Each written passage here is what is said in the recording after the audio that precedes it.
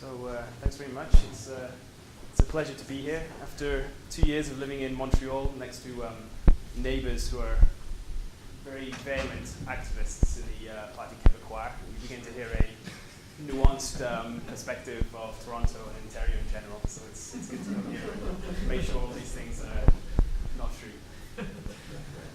So as you just said, just to acknowledge collaborators Gil Holliner at McGill, Paul Bodie, Jerry Ostrak at Princeton, Jochen Weller now at University of Munich, Sarah Bridle at UCL, Antonio Vale in Lisbon, Sadek Kochfar at Oxford, and also, as of about 8 months ago, the SVT.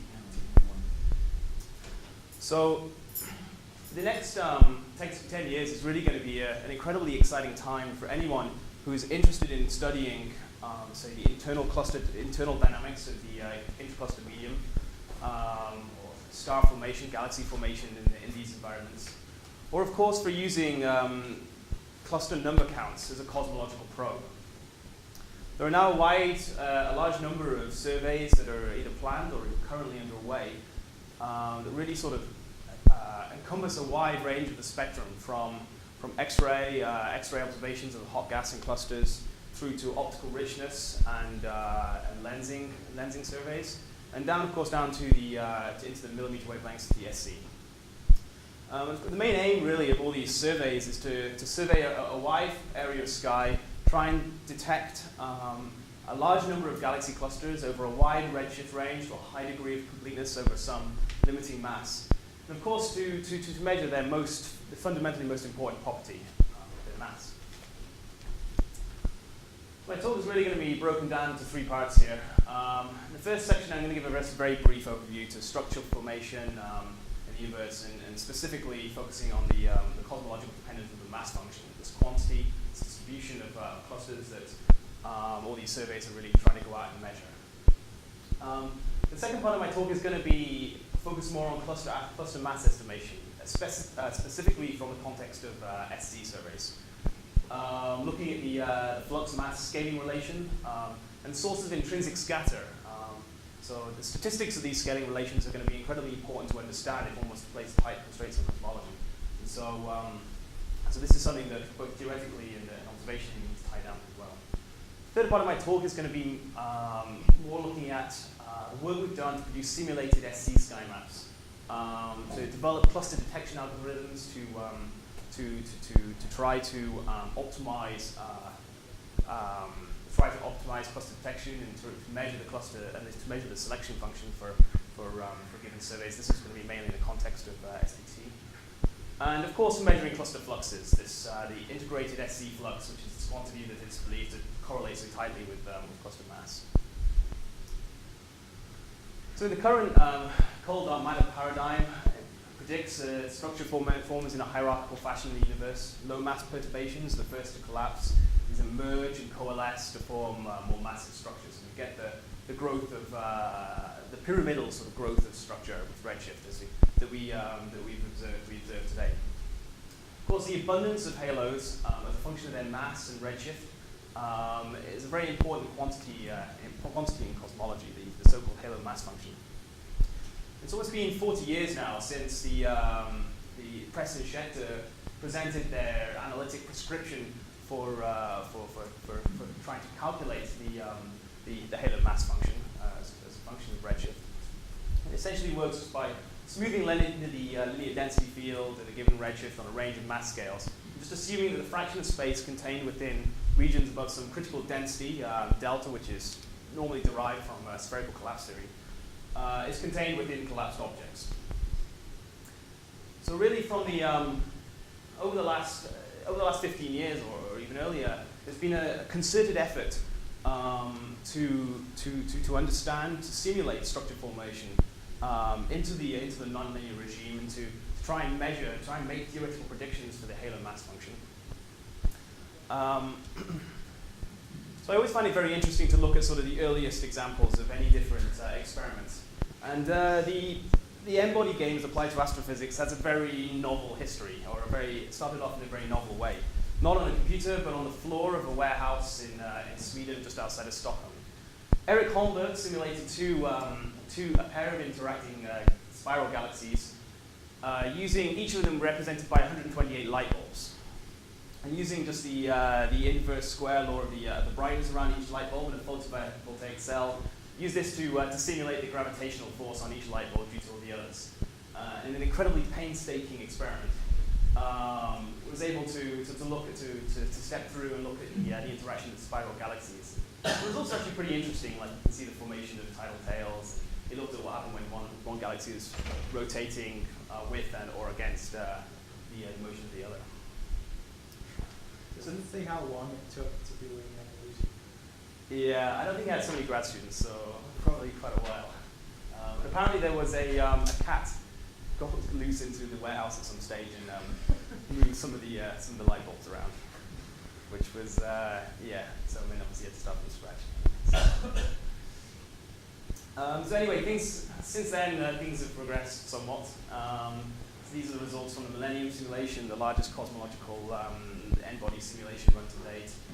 They simulated, run by Simon White's group in Munich, code Volker Springel. They simulated 10 billion light bulbs in a box, measuring the mass function of different outputs, different redshifts, different outputs in the simulation box. So what you can see actually, the solid line, the points here, obviously the is it a pointer or anything, or?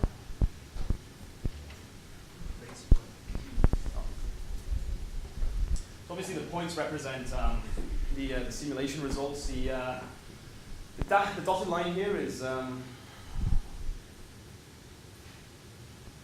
yeah. So the dotted line here is predictions from the Press-Schechter formalism.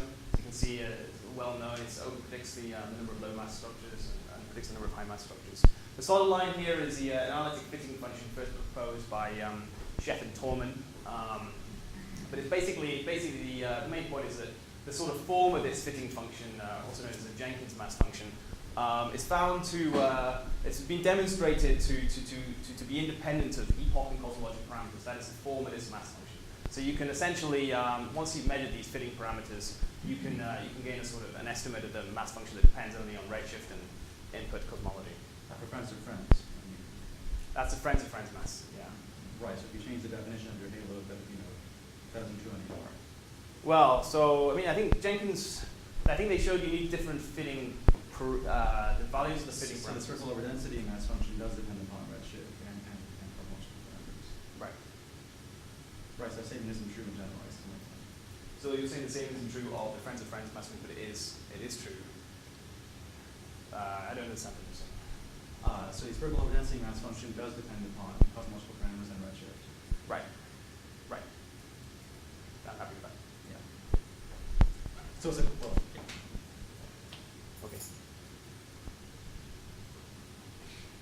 So this is the sort of the most recent form of the Jenkins mass function. Essentially, so the cosmological dependence comes from a linear dependence of the matter density field, and they sort of exponentially parallel dependence on the amplitude of density fluctuations and on the linear growth factor. So this is a plot from Batty and Weller that just demonstrates the sort of expected number of clusters you might observe in a redshift bin per square degree for different, these are different sort of choices of cosmological parameter or limiting mass for a given survey. So essentially what you can see is that the number of clusters you expect to observe in a given redshift bin rises pretty quickly to up to a redshift of 0.5 due to the rapidly increasing volume element, and then falls away as the decrease in the linear growth factor begins to take over. So the number of clusters you might expect to see in any given sky survey, of course, is dependent on the area of sky observed, the width of the redshift bin. But the cosmological dependence comes in from the volume element and from the mass function, and of course it's important to be able to specify what the limiting mass of the survey. So cluster mass definition is a bit of an arbitrary game. Normally defined as mass within a region of spherical overdensity delta times the critical density. You can motivate values of delta based on spherical collapse or its subsequent variance and improvements to try and sort of calculate the value of delta for which should enclose virialized mass in a dark matter halo. But really, different observations probe different masses in this context. So the main point I really want to make here is that if you want to, there are a number of different ways of going out to try and measure a cluster of masses, whether it be in the optical through optical richness and velocity measurements of the 1D velocity dispersion of galaxies, through measures the gas temperature and density of the intercluster medium, or directly through strong weak lensing. But each of these projects is very sensitive to different underlying physics, associated theoretical uncertainties. And each of them probes mass within a different sort of region of a halo, whereas X-ray luminosity, for example, is very sensitive to the gas in the core of a cluster, which again is the physics of which that dominate the gas there is very poorly understood.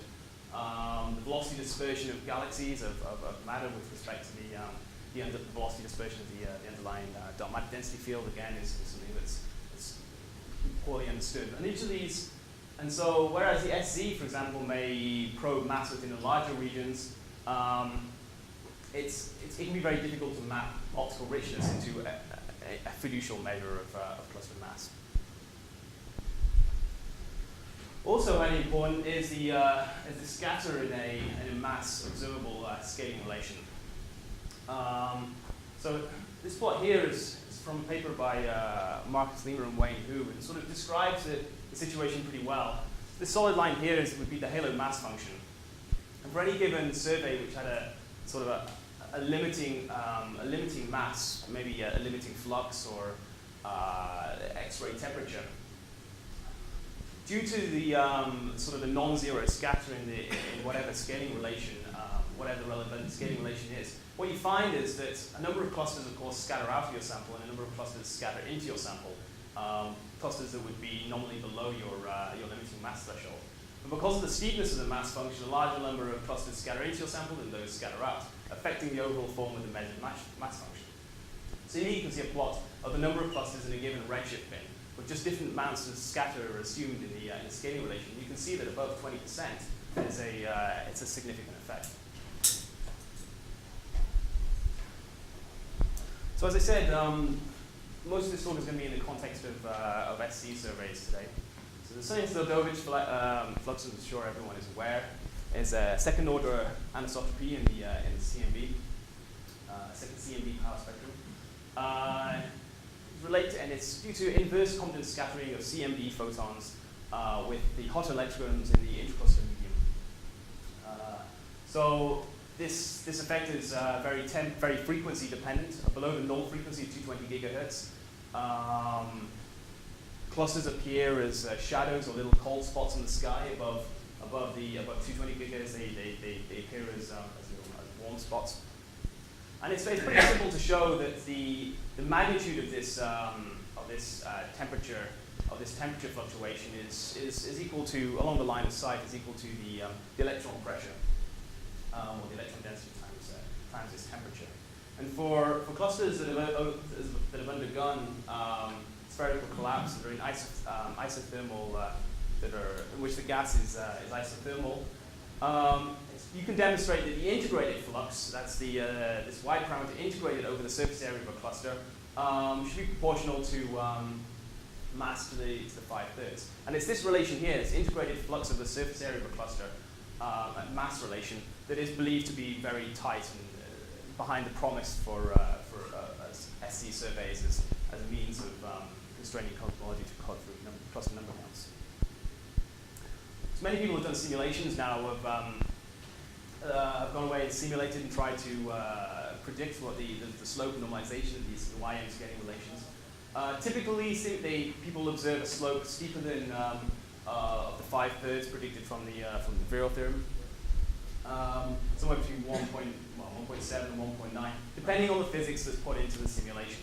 So the steeper slopes are typically attributed to non-gravitational heating sources, so feedback in the intracluster medium due to supernova or AGN, or even more subtle hydrodynamic effects, shock heating. In fact, there have been a number of papers now that have demonstrated that this steeper slope really comes from a mass dependence of the baryon fraction, sort of weak mass dependence of the baryon fraction. This level of scatter in this relation is typically found to be in the range of 10 to 20%, depending on how you again define mass, how you even measure the flux, whether it's a fully projected quantity from the simulation or whether it's just sort of the gas within, say, R200 projected down. But it's sort of largely, the exact value is largely unknown and sort of disagrees between different simulations. So now is a sort of a concerted effort to search for clusters via their SC signature. Sort of the two main experiments really that are currently underway, the South Pole Telescope and the Atacama Cosmological Telescope, both aim to image large areas of the sky, 1,000 square degrees or more, I think it's both. Range of different frequencies, somewhere between 90 and 220 gigahertz, with unprecedented noise sensitivity, so down to tens of microkelvin in an arc-minute pixel, with roughly sort of arc-minute resolution as well. In the case of SPT, follow-up will be provided by the Dark Energy Survey. So I'd say it aims to survey all the field that will be covered by the South Pole Telescope with a camera on the Blanco Telescope, providing photo-Z redshift estimates for SPT selected clusters.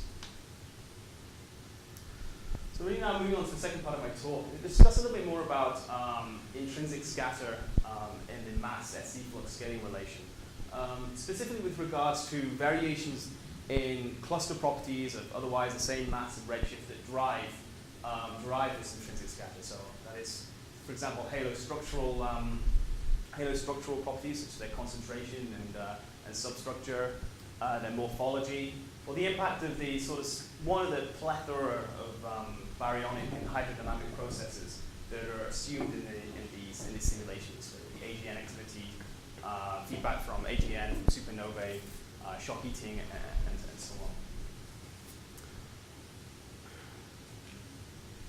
So we performed quite a systematic study into this using simulated a number of different simulation samples of clusters. Our main samples were actually derived from an n-body simulation. This was a 2 billion particle simulation in the box of side length 320 megaparsecs involved using the three-particle mesh code derived by Paul Boddy, and selected halos using the friends technique with a standard linking length of 0.2 from this simulation box. Can you repeat how much was the box? Oh, 20 years. Right. I see. So yeah, and then selected a large number of clusters in this simulation box with the friends. Gas was put into each halo using the semi-analytic prescription presented by Jerry Osterreicher and Paul Boddy. I don't want to go into this into a lot of detail. Essentially, the dark matter density and temperature are interpolated onto a 3D mesh placed around each halo. It's initially assumed that the gas density and temperature is directly proportional to the dark matter. Then the gases, we rearrange the gas into hydrostatic equilibrium, solving polytropical equation of state with a constant adiabatic index of 1.2. The model allows for has simple prescriptions to allow for star formation. But really, the main tunable parameter in this whole model is the amount of feedback that's put into the gas that's assumed to be from supernova or AGN, although we don't specify a source in the way this is put into the model. As I said, this feedback parameter here is proportional to the assumed stellar mass of the cluster. It's calibrated by comparing the model outputs to scaling relations measured to X-ray scaling relations. Do you halo by halo, so you identify halos in the simulation and fit for a gas Exactly. thing, and then you assume each halo is an NFW extensively? Or? No. So I should point out, so we placed a 3D mesh, so the underlying gravitational, the underlying potential field provided by the dark matter remains fixed. And we solve the Poltrock equation state in 3D for each halo. For each halo, but then you need the boundary term. So the boundary term is the surface pressure, which we calculate. So there's two boundary terms. One is comes from conservation of the energy. The other comes from estimation of the surface pressure of infalling matter in the outer regions of the halo, which is calculated from sort of dark. It's assumed to be proportional to the dark matter surface pressure. So you take the dark matter dispersion and as a proxy for the boundary pressure? Yeah. So it actually doesn't make a huge difference to the fits of the model, but it's something that I would definitely love to investigate more with hydro simulations. And do you distribute the energy coming from a feedback Yes. homogeneously throughout the whole halo? Yeah. So it's difficult to motivate any other way of doing that. I would never argue that we are getting the distribution of gas correct in the core regions of clusters. This is really used to measure bulk properties over larger scales of clusters. So this rearrangement is done at every time step, or only at the end of the simulation? At the end of the simulation. Or whatever time step that we wish to measure the whatever gas properties of a cluster. So at whatever time step you take the particles at, you solve it. You solve it then. So it's not involved with the simulation. Okay. And there's a single epsilon f for the whole simulation, or is it one for each halo? It's epsilon f is assumed to be constant for each halo, but you can see it's also proportional to the stellar mass, which is proportional to the mass of the cluster. So in actual fact, the epsilon factor is proportional to the mass of the cluster. The feedback from AGN, for example, would be presumably more proportional to the bulk mass. So are you distinguishing in any way between disk and halo and spherical components? No, nothing like in that detail. It's all similarly, right? What? There's all similarly. They're just a dark matter simulation. So they basically, here's what you see here is the luminosity temperature and baryon fraction temperature relation for clusters, samples of clusters run using 3 different values of this feedback parameter. So green is epsilon equals 0, 3 times 10 to the minus 5, and 5 times 10 to the minus 5. And so what you can see is that in order to make this model consistent with scaling relationships, you do need a certain amount of you do need to add some kind of non-gravitational heating term into the model. How do you define your initial weighted temperature? How do I define them? The initial weighted temperature. The initials, right? The initial weighted temperature. Is it just the so 1 over the weight heat to density squared. So you take the density in each like cell. spectroscopic light temperature. So the points are basically spectroscopic temperatures. No, the spectroscopic temperature has a different dependence on the density than the emission weighted temperature. So you convert the data to this quantity TW.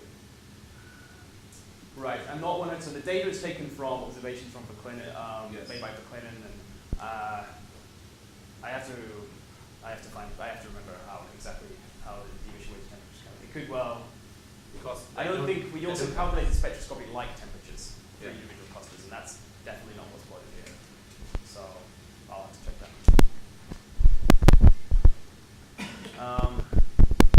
It's hard to pin down. It's hard to sort of pin down to fit an exact value of this epsilon parameter, and of course, in reality, it probably does have a more sensitive dependence to cluster dynamics than we would ever be able to possibly simulate in this way. But the values here, as derived from this analysis, seems that it has to be somewhere between 3 times 10 to the minus 5 and 5 times 10 to the minus 5. We keep it at 3 times 10 to the minus 5.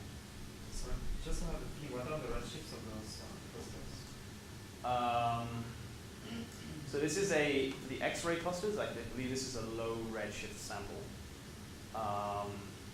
For the simulated clusters, it all comes from a z equals 0 output. So I guess you can compare the clusters at the same redshift. I don't believe it.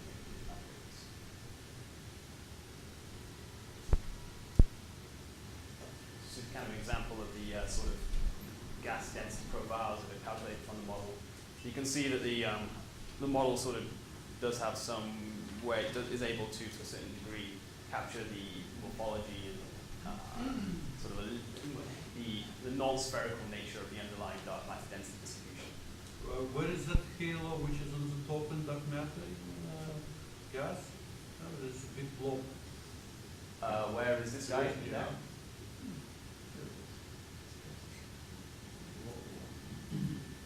So you have to remember that the gas here is rearranged into hydrostatic equilibrium, so it doesn't perfectly trace the underlying dark matter density field. But where there are large substructures, you can certainly clearly see them. Even the density doesn't trace. Well, again, so the gas has to be in hydrostatic equilibrium, which would be difficult for a halo with a large amount. I mean, I don't believe you'd ever actually expect it to follow perfectly the underlying dark matter distribution. So the scale radius here is about 4 megaparsecs. Scale, the length side there.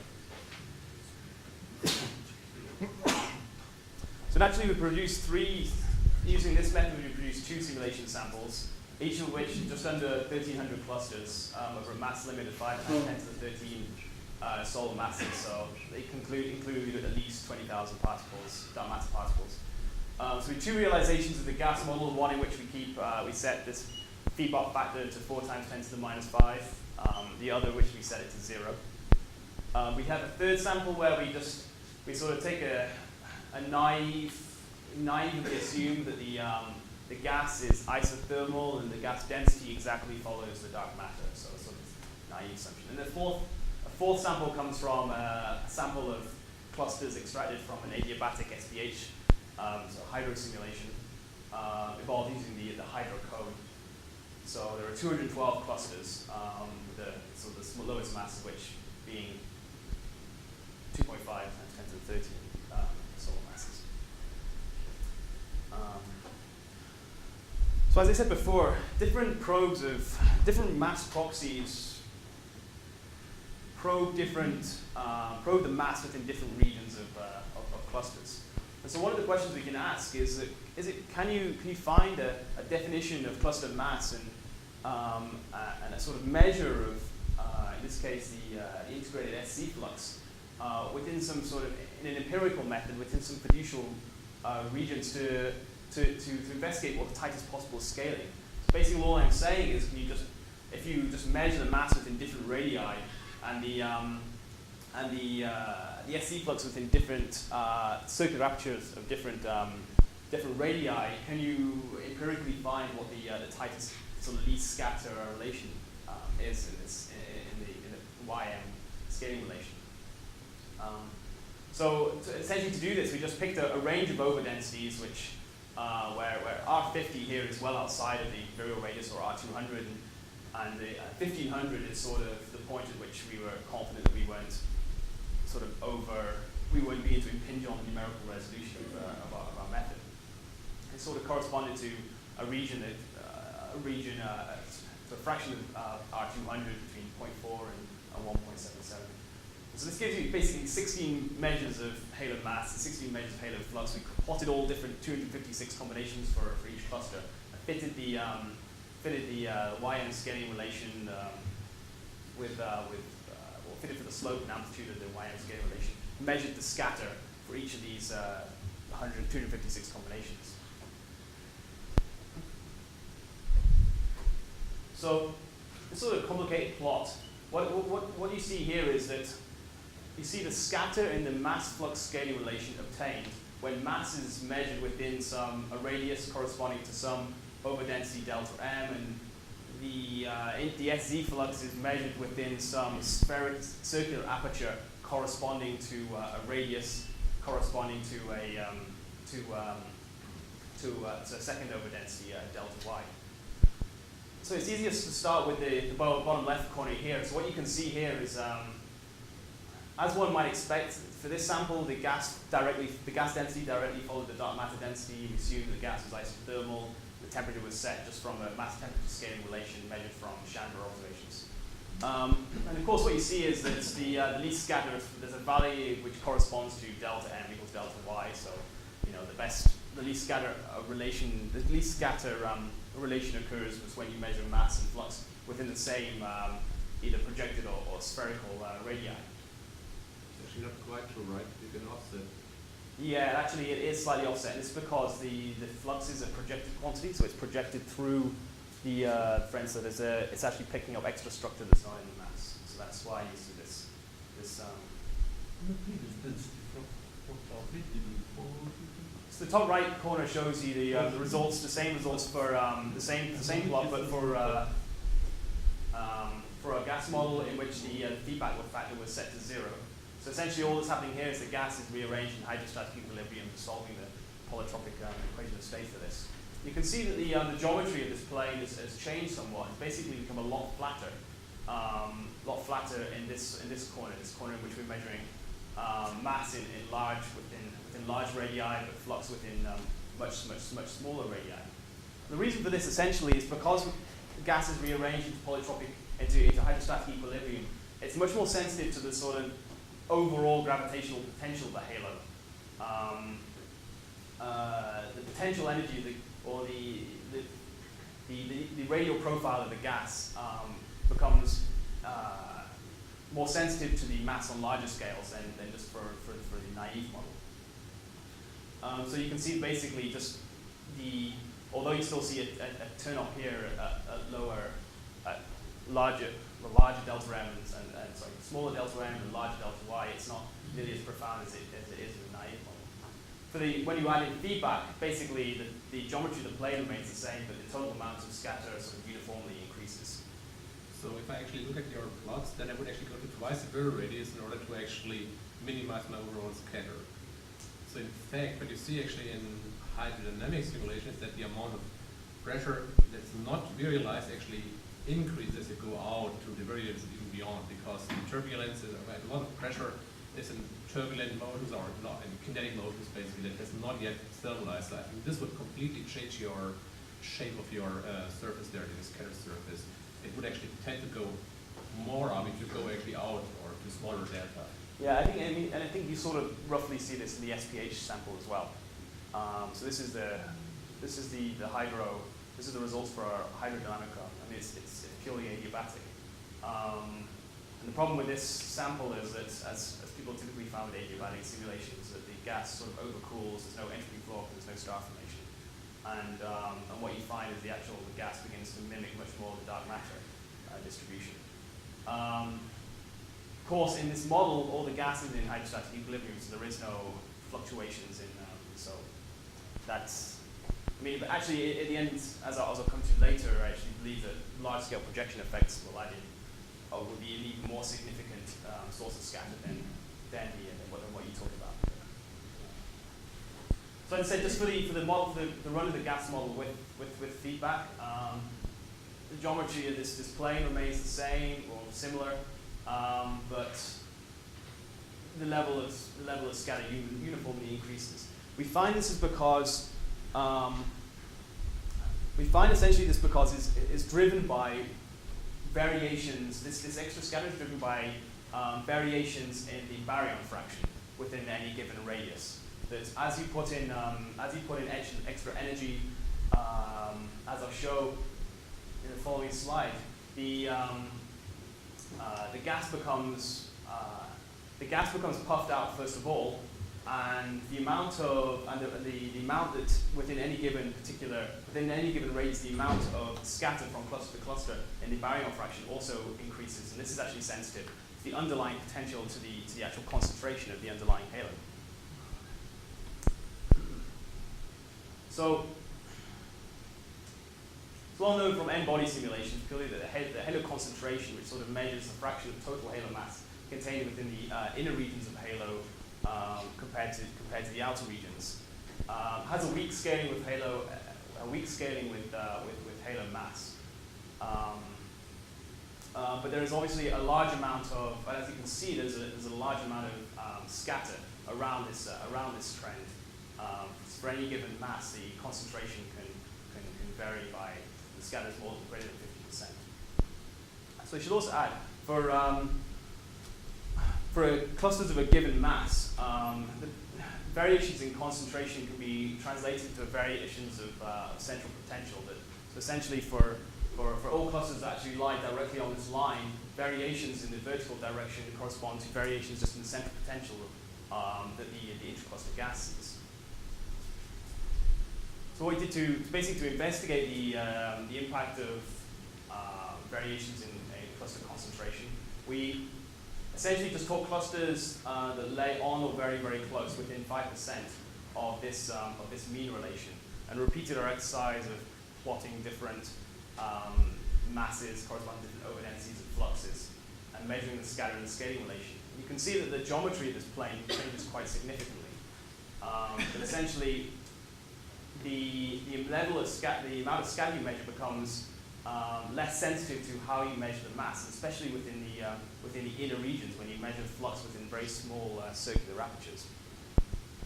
The overall reduction in scatter is about 75 or 25% of the total. So if the total amount of scatter in the mass flux relation is 20%, it's 5% of this is accounted for, or is accounted for by these variations in halo concentration.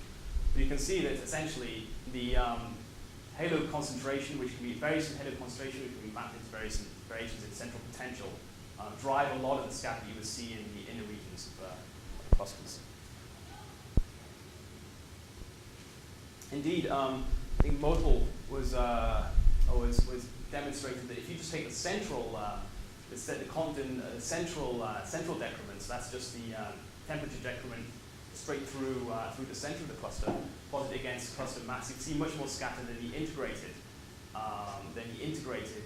SC, the integrated electron pressure, the integrated SC flux across the surface area.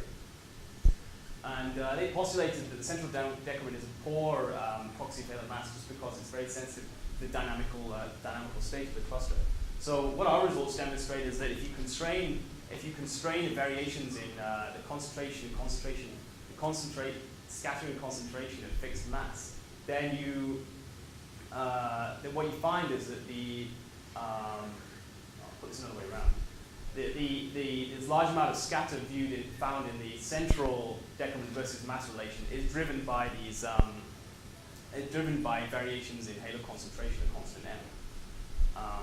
So what you see here in this plot here, this is the scatter in the flux in the central decrement mass relation measured within different overdensities for our sample. This is a feedback sample, no feedback sample, and the hydro sample. You can see that the amount of scatter drops significantly once you start constraining once you pick only that sample of clusters that lay on or very close to the mass concentration relation, as given by the sort of the weak dashed lines here. Well, there's a lower order question, isn't there, about how much the baryon to dark matter ratio changes as a result of the heating in clusters? Do you have any sense of what you get? So how does the distribution of the dark matter depend on the distribution of the baryons with respect to the dark matter? And some indirect measures of the baryon density in clusters give lower values than the cosmic mean from W map. Isn't that right? So just to get this right, you're saying how does I'm just wondering what you would find in your what your calculations would imply for that.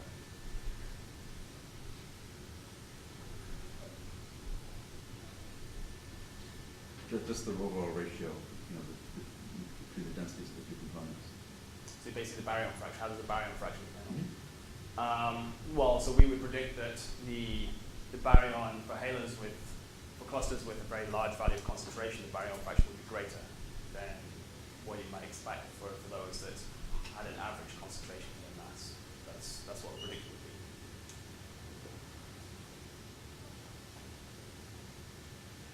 As halos are the argument would be is that more concentrated halos would have a deeper potential well. Therefore, you would have a higher baryon fraction within some radius than a halo with a lower concentration. That's the argument.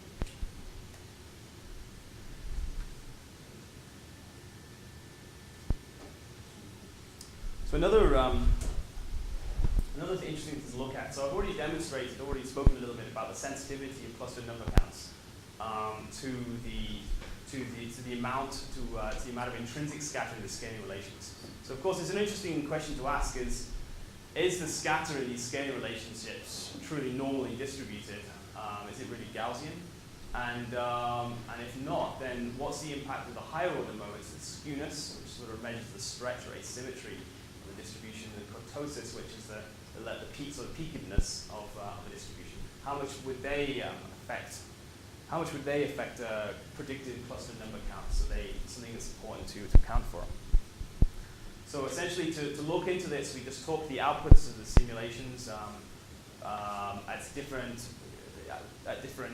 redshifts and calculated and repeated this exercise, sort of calculating the mass flux relation. This is just for using M200 and Y200 within a circular aperture corresponding to R200.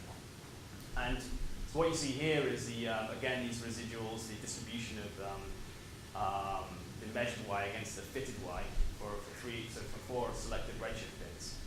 So firstly, you can see that, I mean, apart from the highest redshift bin, you can see there is a certain degree of skewness. There's always an excess of clusters to the right of the mean of these distributions. So on the right here, what we plot is for our samples of different redshifts. Here we have the scatter, the skewness, and kurtosis as a function of redshift. And so then, I'm not really trying to make absolute predictions for these values. I'm just trying to get sort of ballpark figures, so that we can look at the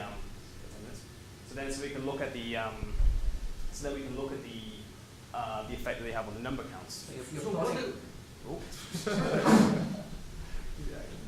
You're plotting log y, and you're saying that log y is skewed.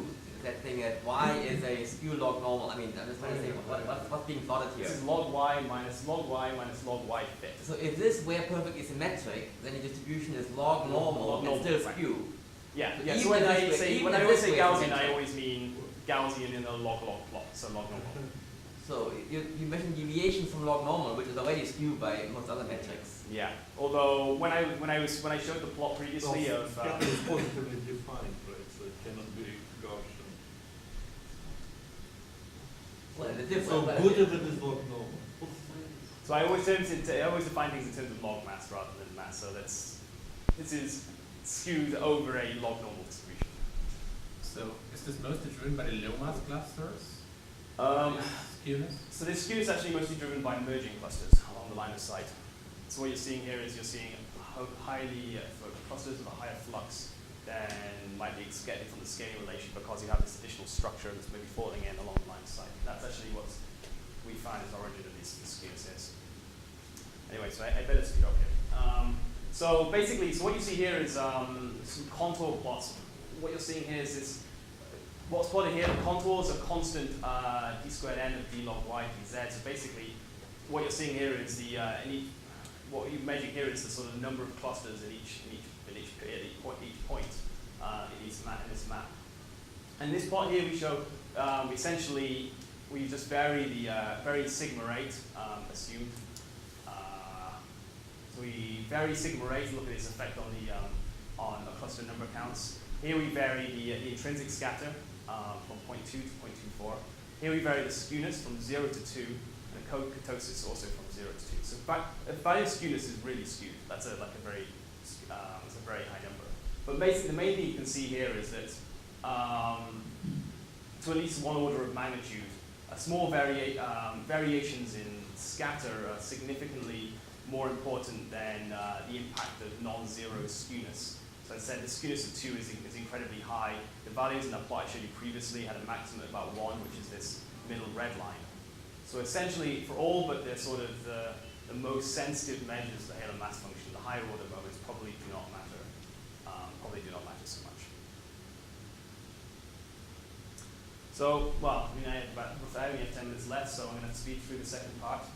So essentially, the third part of my talk was just to talk about a little bit about cluster detection methods, the sort of full simulation work we're doing to try to produce SC sky maps, including various sources of noise, systematic effects. Try and investigate what for any given specific configuration of a survey, what the cluster selection function would be. Look at how well you can measure back cluster flux given the impact of all these different sources of noise. So, just a a quick overview of map-making process, similar to the Halo, the n-body simulations that previously before, but rather than taking individual outputs, the outputs on different time steps are reconstructed into a light cone that charts the matter distribution in an opt into the sky at a redshift from the redshift of 0 to 2. We use the same method, friends of friends, then a semi-analytic model for gas, and then we can ray trace through the light cone to produce these simulated SE sky maps. So here's an example of a 900 square degree patch of sky. This is kind of pushing the flat sky limit to its flat sky approximation to its limit. But essentially what you can see here is that we projected through the gas distribution and calculated each halo through a 900 square degree patch of sky and sort of charted out the SC signal across this portion of simulation volume. So as I mentioned before, an additional sort of source of scatter into the mass-flux relationship is due to the impact, also known as the SC background. Of course, this flux is a projected quantity, so all the gas along the line of sight contributes, and it can provide a significant source of scatter into the flux mass scaling relation. So here's results from Holder et al. In last year. And essentially, what they found was, I mean, this effect is very dependent on the value of the sigma rate, but it's scattered just due to these projection effects due to intervening matter along the line of sight to whatever cluster you're trying to observe. It drives off the scatter as you go to lower masses, as you might expect. High mass objects are going to be less. Their flux is going to be, the flux of intervening matter is going to be a smaller fraction of their flux than for lower mass objects. What he typically found was that the scatter increases up to about 20% as you drop below roughly 2 times 10 to the 14 in solar masses. Although, of course, this is very dependent on sigma rate, governs the amount of matter, intervening matter there will be, which in this case pushes this sort of 20% limit up to 3 times 10 to the 14 solar masses. Does it introduce some bias in the mass system? Yeah, so the reason why the scatter looks well distributed is actually you can, when searching for clusters, you use an optimal filtering method in which you actually account for the SC background as a source of noise. And so, depending on whether there's more or less than the average amount of SC signal, then this way it produces this sort of, what looks like symmetric scatter.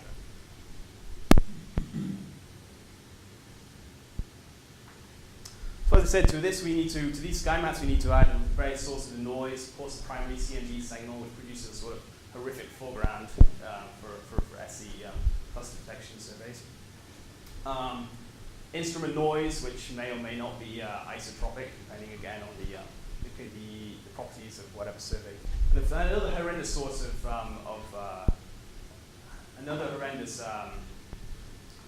of systematic source of noise is provided by radio and submillimeter point sources. What you see here is, so here's just a 25 square degree sort of cluster-only map. This is CMB, simulated CMB and instrument noise. So what you can see basically is that it becomes very difficult to identify the clusters just in sort of real map space when accounting both for once you've added in sort of the main sources of noise. And of course, again, you have atmosphere as well, although this is on much larger scales. This is the same map, but with the point sources added in. So the point sources can create a big problem because, especially if you're observing below the null frequencies, they would tend to sort of fill in the temperature decrement of the clusters if they're correlated at all with the cluster distribution. Cluster detection. So ideally, what you really want to do then is to construct a filter that essentially, optimally, that enhances the cluster signal whilst suppressing all the various different sources of noise. So ideally, what you really need to do is construct an optimally matched filter that takes account of the sort of the knowledge and spatial distribution of clusters, that is the radial profile of the cluster SC signal, and the unique spectral characteristics of the cluster signal to filter the data to suppress all the sources of noise and enhance the cluster signal. So you can see, so essentially the trick is just to use some assumption for the radial profile of the SC signal, so maybe some beta model, and and construct a filter such that n here is just the sum of all the different noise covariance terms. So the CMB, signal of the instrument noise, SC background, point source background. So again, applying this the optimal filter just with a 1 arc-minute scale in the beta model. So I should point out that essentially in practice what you do is you just iterate, you filter the maps iterating over this scale radius. And for when you get a sort of a good estimate of the angular extent of a cluster on the sky, a sort of a good fit to this, obtain a good fit for a given cluster to a beta model given, you find a good fit to the value of this core size, then you get a peak in the signal to noise.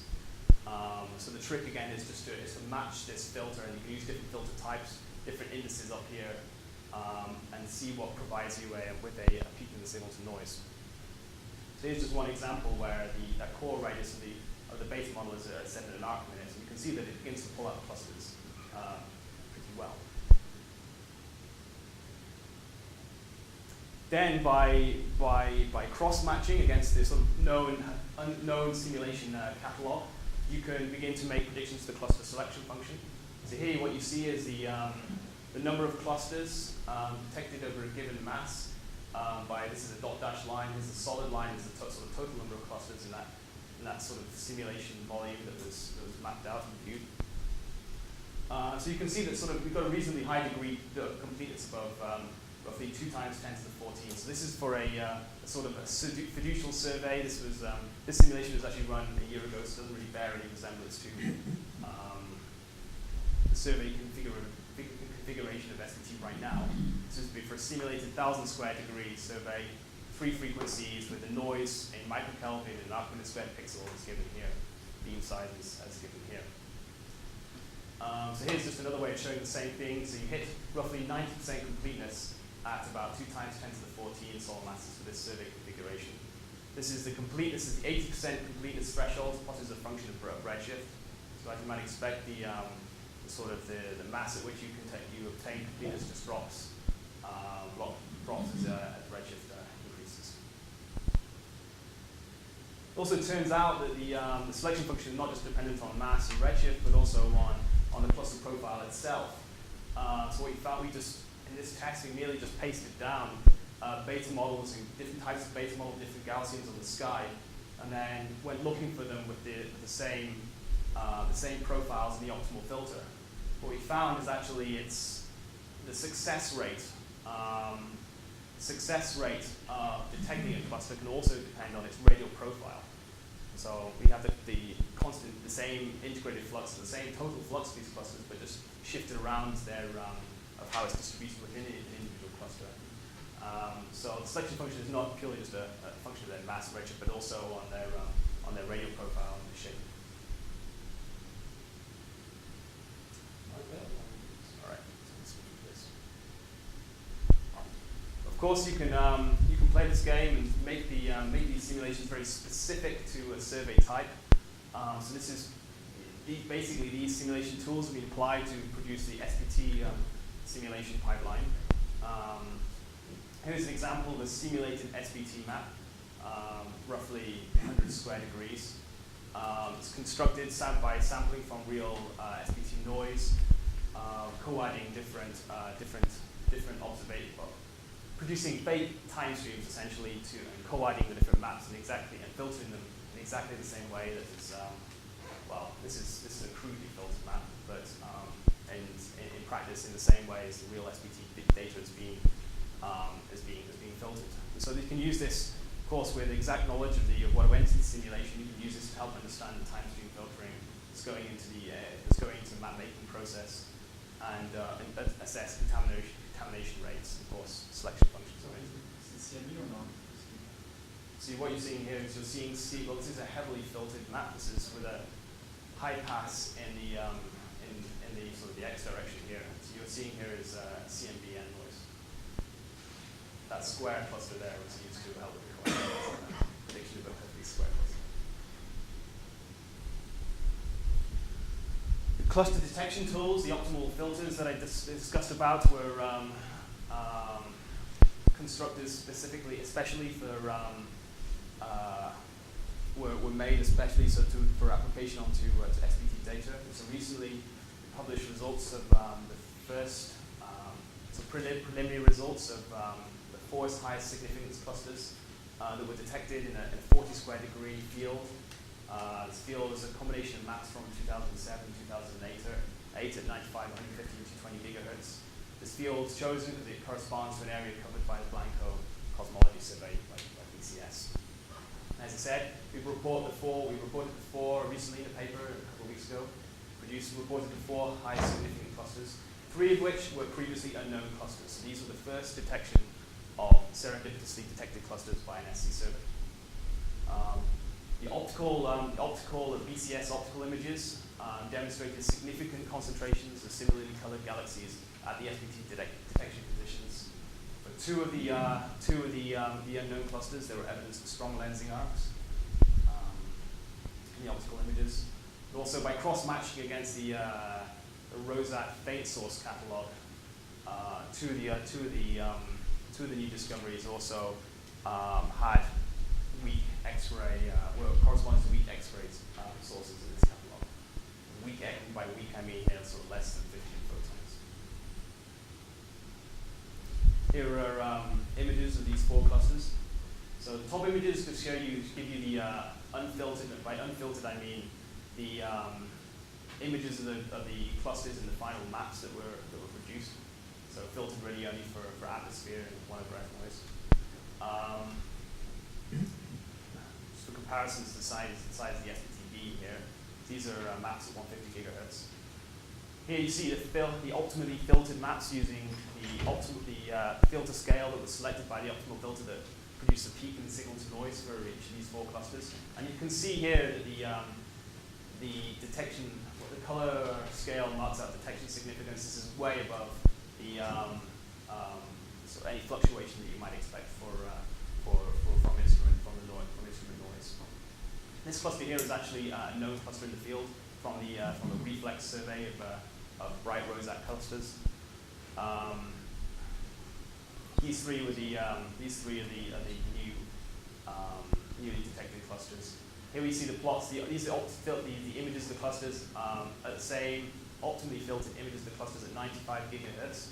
The comparison, the ratio between the signal to noise in here between the 90 and 150 is exactly what you might expect given this frequency dependence of the SC effect.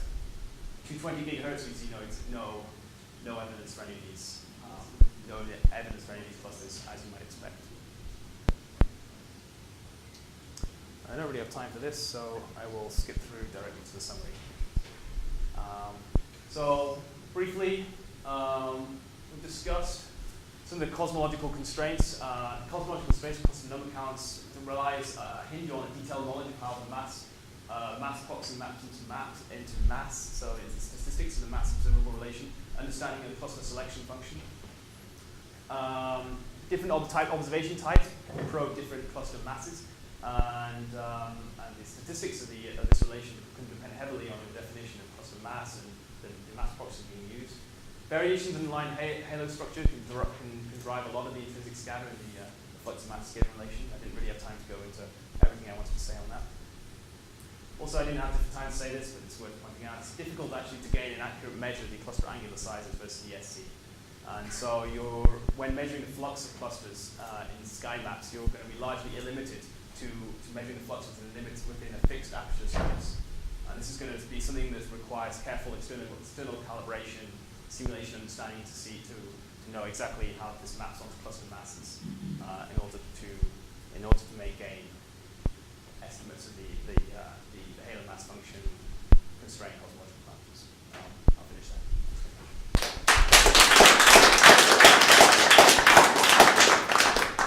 Okay, time just for 2 questions. We have many minutes. If you're looking at a cluster that's elongated along the line of sight versus a cluster that's elongated and transverse the line of sight, is there any difference in the distribution of galaxies around the cluster that you could use statistically to distinguish between those 2 cases? I mean, using other information besides the C and B map. Yeah. So, for example, I mean, there have been the problem with using the galaxy distribution is that,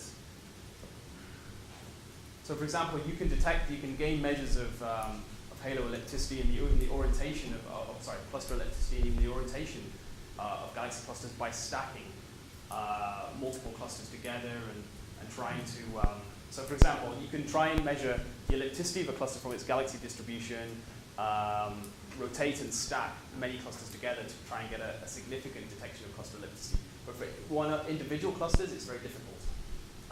So already you're limited to red galaxies or to galaxies that are, that lie on the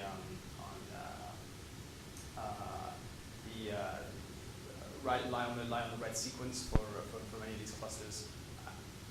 You could do it. It's very, I believe it's a very weak effect. It's something that's the statistics are very, very useful. But you could do that exercise with maybe the X-ray observations. That is possible.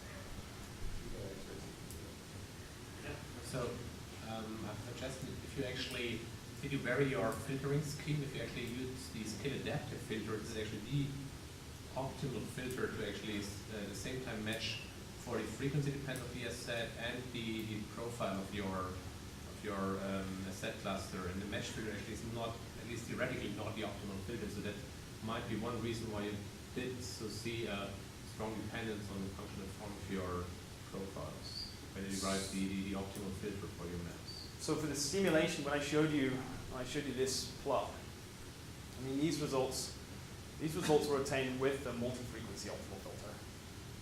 So this is scale adaptive or match filter? So this is from match filter. Match filter, but Match filter. This is from also. I mean, the advantage of the multi-frequency is it essentially enables you to subtract out the CMB and you don't lose the large scale. But there are different. Well, if you basically the scale adaptive filter goes one step beyond the match filter, as you probably know, right? It also sort of it imposes a third constraint on the filter, which is actually better for matching the sort of profile as well. So the match filter does not actually have this requirement, and therefore is a little bit suboptimal. The third parameter being. Yeah, it has to match basically. You have to, by rhyming, you basically pose different constraints, but we can talk about it later on. Yeah. That would be. So let's thank Laurie again. I just wanted to say that he's going to be with us today and the entire day tomorrow.